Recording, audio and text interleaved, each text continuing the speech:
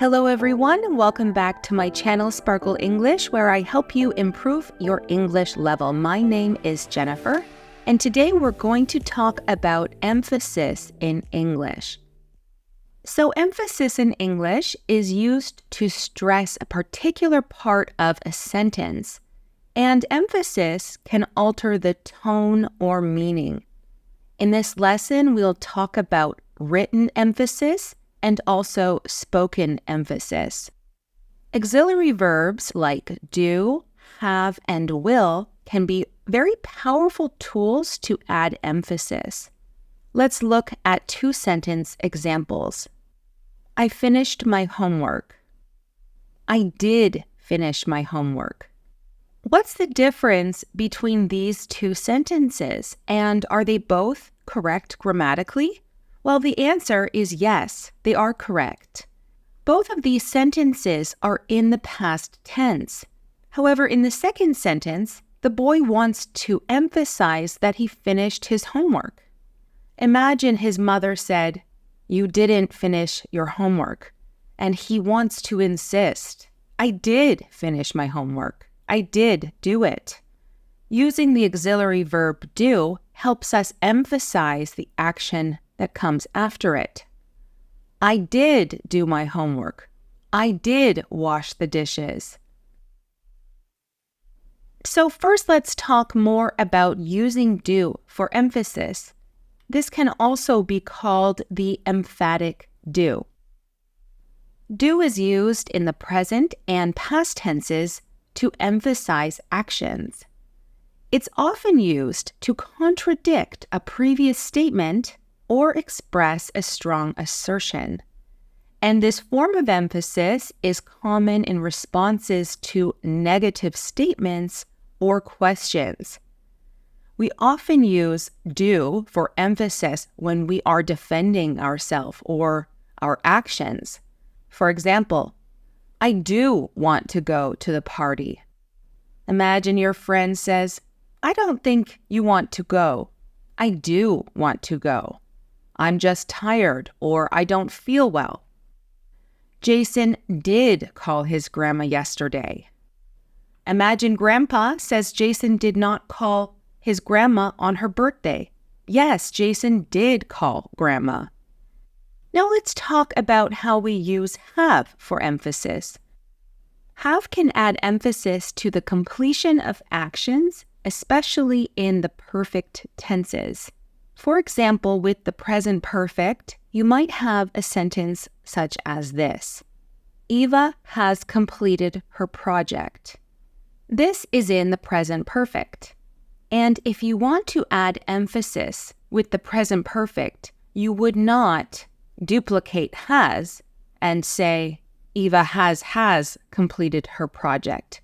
However, when you are speaking, you would add emphasis to this auxiliary verb. Eva has completed her project. Another example in the present perfect.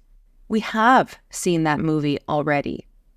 When you are speaking and you add emphasis to the auxiliary verb have, it sounds different than we have seen that movie already. We have seen that movie already.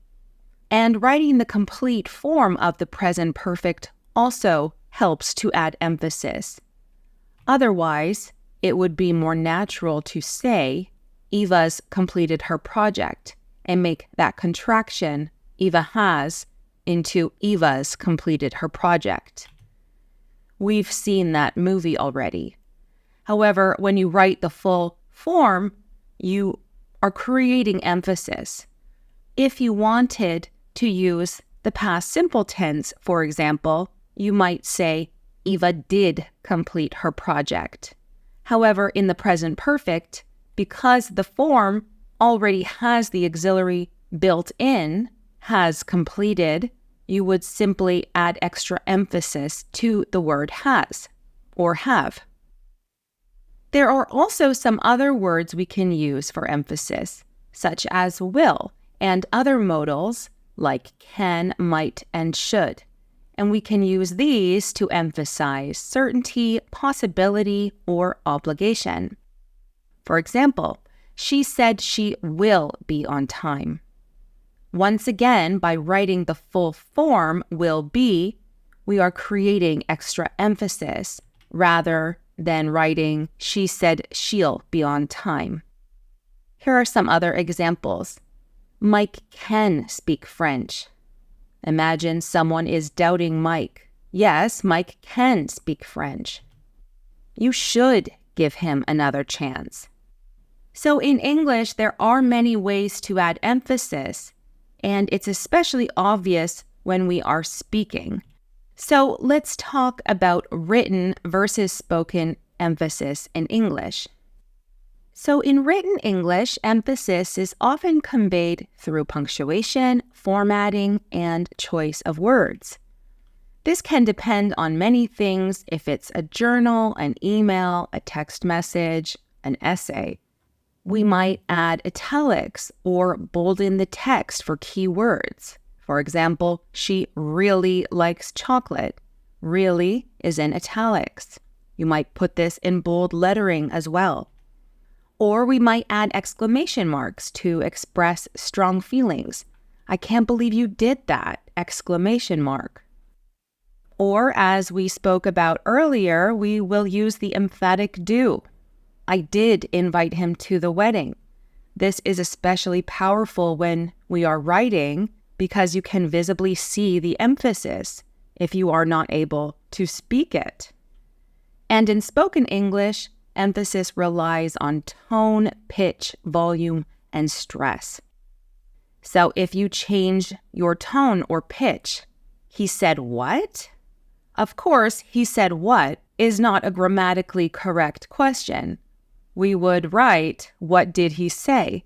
However, when we are speaking, we might ask a question like this and emphasize the what. Our tone or pitch will rise. He said, what?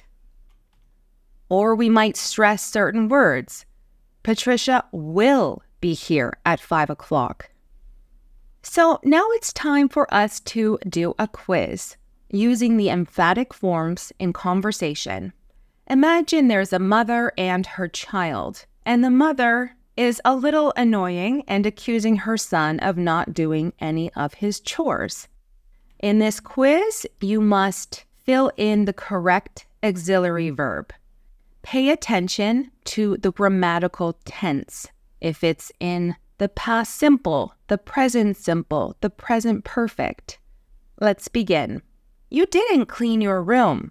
I clean my room. I did it before lunch. You haven't taken out the trash yet. I taken out the trash. I took it out in the morning. You never help with the dishes. I help with the dishes. I help every night. You didn't do your homework. I do my homework. I finished it after dinner. You won't be able to pass your math test. I pass my math test. I've been studying hard for it. Mom, you really do have a bad memory.